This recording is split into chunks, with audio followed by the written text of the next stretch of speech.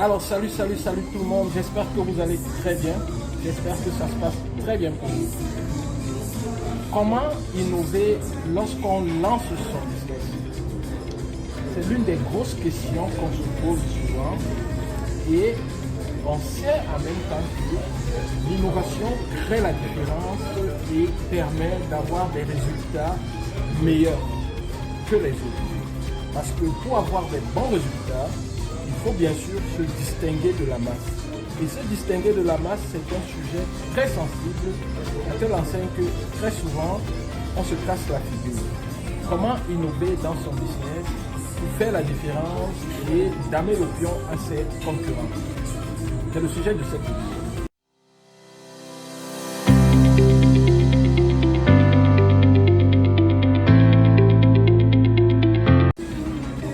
Il est donc important, lorsqu'on lance son business, d'innover, de se distinguer de la masse et par conséquent gagner plus, damer le pion à ses concurrents. Mais innover n'est pas une chose simple.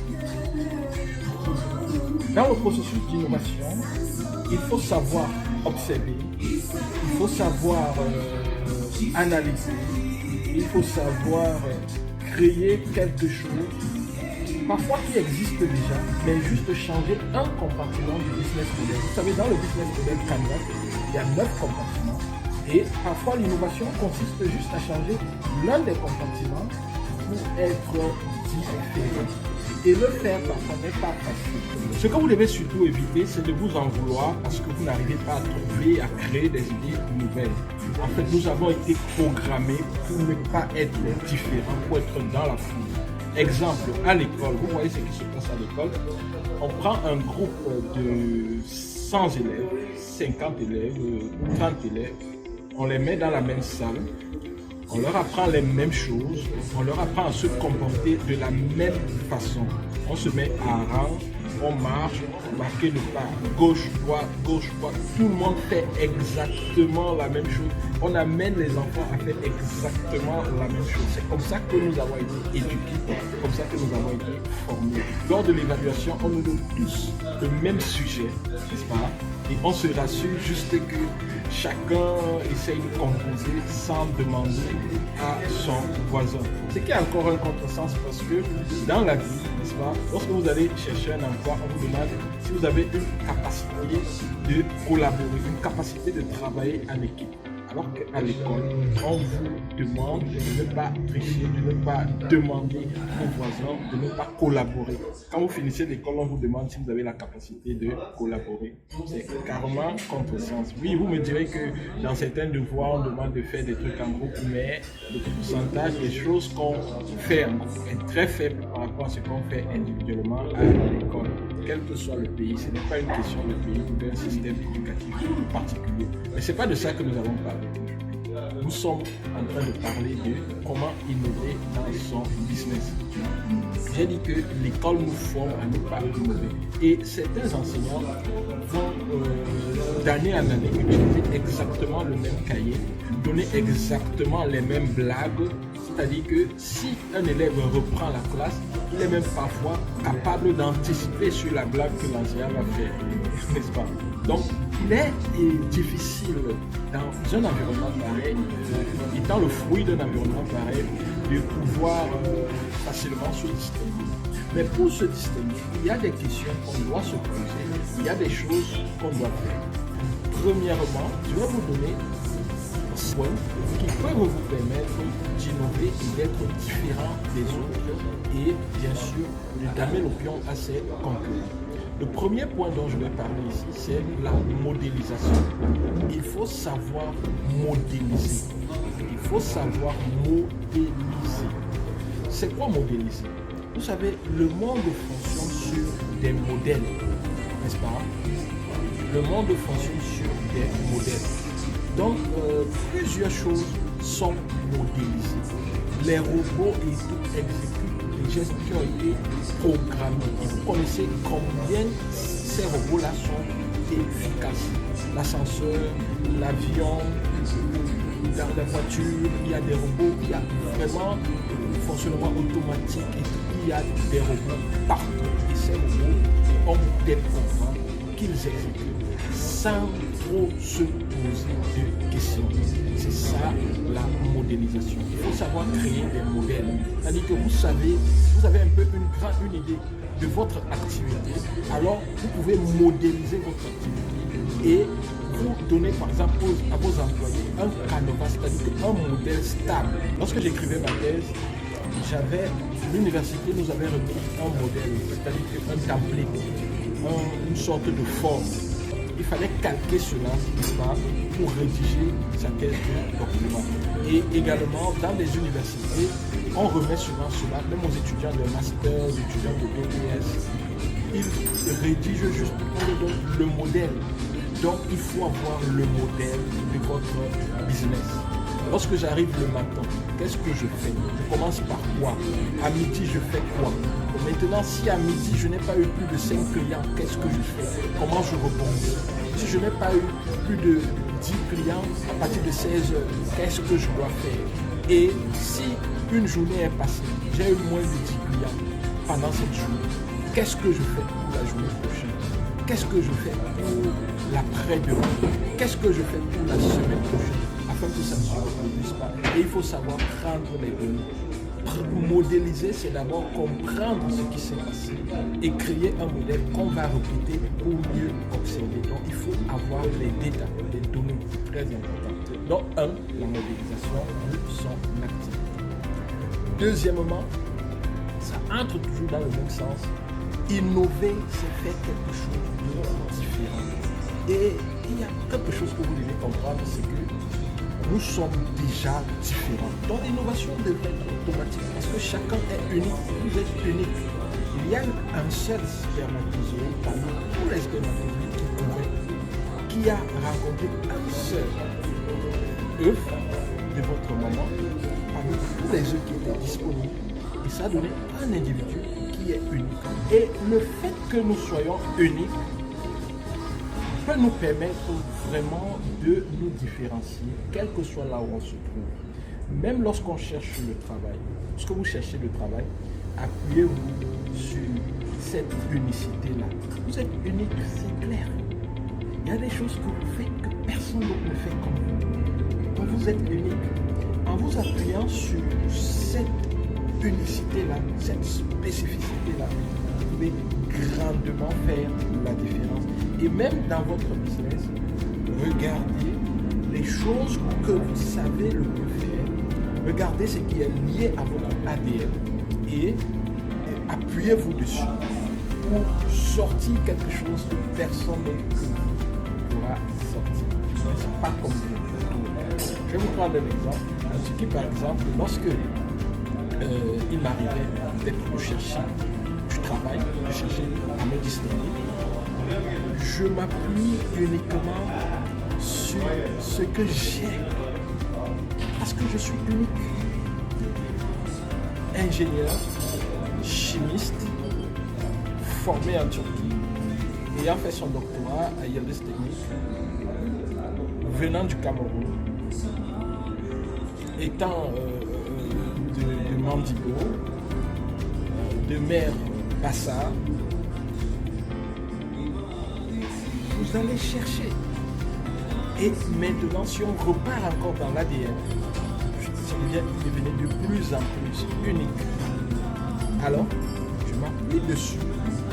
Si je discute avec un chef d'entreprise, c'est ça ma base. Le Turc qui est à côté n'a pas ça. Il y a des choses qu'on a en commun.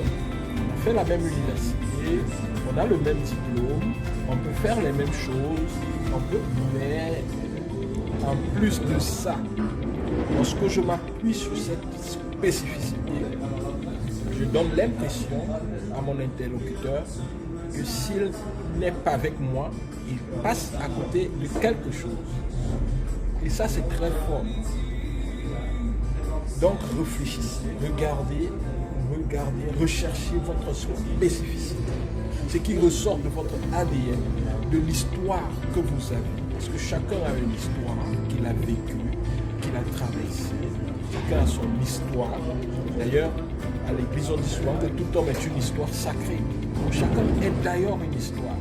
Donc en plus de ça, il y a des histoires que chacun se raconte dans la vie, qui sont vraies, qui sont fausses, mais qui permettent de lui donner une certaine configuration. Donc posez-vous des questions, appuyez-vous sur votre histoire et appuyez-vous sur votre unicité, sur votre spécificité et vous pourrez innover très facilement. La troisième et la dernière chose que je vous recommande pour innover en permanence, c'est de créer progressivement une communauté autour de votre business.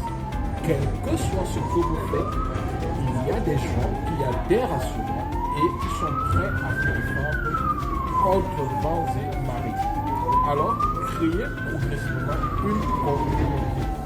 Et pour les membres de votre communauté, il faut que vous soyez à mesure de les toucher chaque fois que cela est nécessaire. Créez une communauté, connectez-vous à vos membres et faites en sorte que vous puissiez les toucher chaque fois que cela s'avère nécessaire. Pourquoi est-ce que cela est important?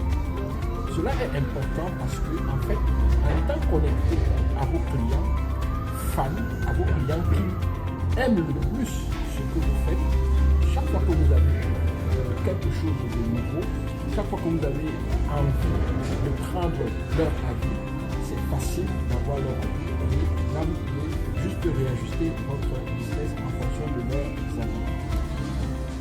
Il y a toujours des gens qui seront intéressés par ce que vous faites. Vous avez peut-être me dit que non, c'est difficile de créer une communauté. Non, il n'en est rien. Vous pouvez créer une communauté. J'ai vu des vidéos sur internet où quelqu'un se met juste à manger. Il mange pendant 30 minutes. Vous regardez le nombre de connectés qui sont là en direct, en train de regarder ce gars en train de manger. Je sais pas trop ce qu'il mange. Il y a 300 connectés en direct qui regardent ce gars en train de manger sa sauce d'argile, sauce graine, son intégré ou je ne sais pas trop quoi. Et quand il finit de manger, il leur donne rendez-vous le jour suivant. Et le jour suivant, il revient. Pendant 30 minutes, il mange. J'ai vu un autre, il mangeait des arachides. Il mange, il jette les corps. Il mange, il jette les corps. 400 personnes connectées. Regardez comment le gars mange et il jette les corps. Moyenne. Donc, il y a toujours des gens qui vont se connecter. C'est fou. C'est fou. Quelque chose que vous faites, il y aura toujours des gens qui seront intéressés. Donc, utilisez cela. Autant plus que ce que vous faites, c'est quelque chose d'utile, vous créez de la valeur pour les gens. Vous êtes en train de vendre un produit qui est intéressant, vous êtes en train de créer un service, vous avez quelque chose à proposer, quelque chose qui peut faire avancer les autres. Donc là encore, vous aurez encore plus de personnes qui vont s'intéresser à ce que vous faites. Il faut juste trouver la bonne formule pour leur montrer ce que vous faites. Je vais vous raconter une histoire pour terminer cette vidéo.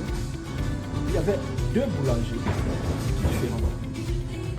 Le premier boulanger, qu'est-ce qu'il faisait? Il a d'abord fait fabriquer des plastiques avec le nom de sa boulangerie. Deuxièmement, il faisait du pain. Il s'arrangeait à faire du pain, à voir les adresses de ses clients les plus fidèles. Des fois, il s'arrangeait le matin lorsqu'il estimait que ses clients pouvaient avoir de la peine à venir avant de pouvoir, il s'arrangeait le matin à faire déposer du pain chez eux. Et il pouvait payer à la fin du mois, il s'arrangeait. Et parmi ses clients, il y avait des journalistes. L'un de ces journalistes a proposé de faire un article sur lui. Et il a accepté, on a fait l'article. Qu'est-ce qu'il a fait le boulanger? Il a photocopié l'article en plusieurs exemplaires et chaque fois que vous veniez dans ce livre, vous mettez l'article dans une enveloppe. Là, qu'est-ce qu'il a fait? On a parlé de lui et il montrait à ses clients que en fait, on parle de lui, il fait des choses différentes, il est un bon boulanger. Et à la fin de l'article photocopié, proposait aux clients de leur envoyer son numéro parce que justement, il voulait être connecté à eux. C'était un bonheur d'être avec ce boulanger exceptionnel. Il montrait ce qu'il faisait, La différence avec l'autre boulanger du village, qui lui aussi faisait son pain, mais ne faisait rien de différent. Il faisait du pain comme tous les autres boulangers. Il mettait son pain le matin et le vendredi. Ce qui s'est passé, c'est que, au fil des années, le deuxième boulanger perdait ses clients qui allaient se connecter au premier boulanger. À la fin de la journée, la deuxième boulangerie a été achetée par le premier boulanger qui a finalement recruté le deuxième boulanger et qui travaillait pour lui. Et il a également instauré un système, le même système de l'autre côté, à telle enseigne que les clients du village étaient départagés entre les deux boulangers. Ceci pour dire que si vous n'essayez pas d'innover, vous n'essayez pas de vous connecter à vos clients d'une manière différente, vous risquez de disparaître. Vos concurrents risqueraient de vous acheter et de vous employer dans votre propre business. Je ne dis pas que c'est mauvais, ça dépend de ce que vous voulez. Si vous êtes des invincibles, des inarrêtables, alors vous savez ce qu'il vous reste à faire. Au revoir et à très bientôt. Bye bye.